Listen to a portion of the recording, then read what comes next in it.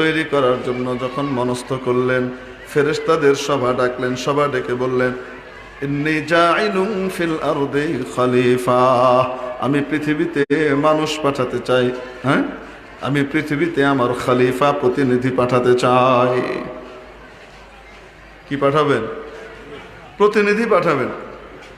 তাহলে বলেন দেখি, আদম আলাইহিস সালামকে সৃষ্টির আগেই আল্লাহ ফয়সালা করে রেখেছেন তৈরি তো করবেন জান্নাতে, কিন্তু জান্নাতে রাখার জন্য না দুনিয়াতে পাঠানোর জন্য? কন্যা কেন?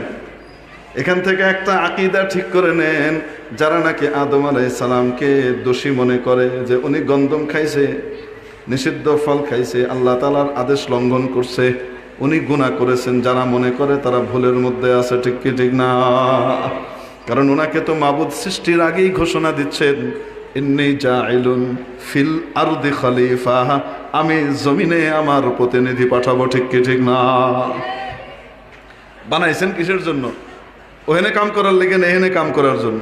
যেহেতু এখানে কাম করার জন্য বানাইছেন, তো এই সিস্টেমটাও আল্লাহ করে দিয়েছেন যেন আদম ভুলে যায়। ফানাসিয়া আদম, ভুলে যাওয়ার পরে ওইটা খাইব আর কইব আল্লাহ তাআলা, হ্যাঁ তুমি কেন ভুলে গেলা, আমার আদেশ ভুলে গেলা, অতএব তুমি নিচে যাও।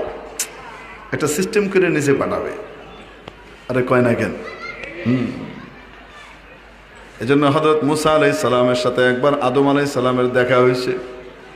মিশকাত শরীফের ভিতরে হাদিস আছে, আছে না নাই? কই দেখা হয়েছে, কোন জায়গায় দেখা হয়েছে, এটা নিয়ে লম্বা চড়া আলোচনা, আমাদের ওটার দরকার নাই। দেখা হয়েছে দুজন।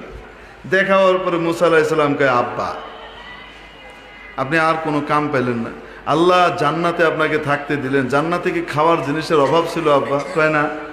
তো একটা জিনিস থেকে আল্লাহ মাত্র মানা করলো, ওইটাই আপনাদের খাইতে হইল।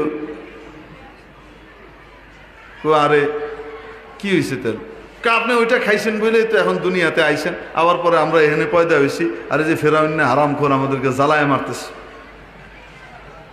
তাইলে কত খুশি আনন্দে থাকতাম। এই পুরুষ ফেরাউন, মহিলা ফেরাউনের জ্বালায় দুনিয়াতে টিকতে পারতেছি না, সমস্ত জ্বালা যন্ত্রণা আপনার কারণে, আপনি খাইছেন বলে আইছেন। আদম আলাইহিস সালাম কয়, আরে পোলাপান কি সব একরকম হয় নাকি? বাপের পোলাপান কিছু থাকে চুপচাপ ঠান্ডা, কিছু থাকে কিছু হওয়ার আগে ফোঁত করে ওঠে, আছে না নাই? তো মুসা আলাইহিস সালাম ছিলেন আদম আলাইহিস সালামের ফোঁত মার্কা সন্তান, বাপেরও ছাড়ে না। ওয়াকাল্লামাল্লাহু মুসা তাকলিমা, কথা কওয়ার লিগে আল্লাহ ওনারে নির্বাচন করছে। তো তাহলে আদম আলাইহিস সালামরে ছাড়বে? তো দৌড়ছে। কেন আপনি এটা করলেন?